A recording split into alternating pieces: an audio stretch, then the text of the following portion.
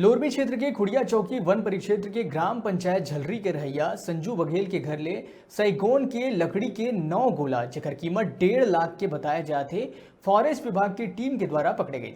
साथ ही फॉरेस्ट विभाग के अधिकारी डिप्टी रेंजर एस धुर्वे के द्वारा पहली तो बाइट देले मना करे गई, फिर जब मीडिया के दबाव हुई तो बाइट उमन दीन है।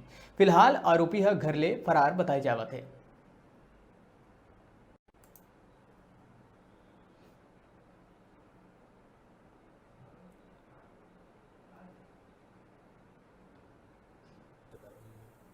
हाँ, सर्च वारंट था अधिकारी का ऊपर से। तो सर्च वारंट के धारा 1927 की 50 की धारा के तहत हम लोग कार्रवाई किए हैं।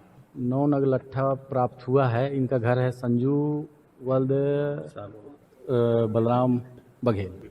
हाँ, रात्रि गश्त के दौरान सागौन हमको मिला 14 नग लट्ठा मिला और पिकअप भरने के लिए आई थी। उसको भनक लगते ही पिकअप भाग निकली। पकड़ने का प्रयास किए हम लोग।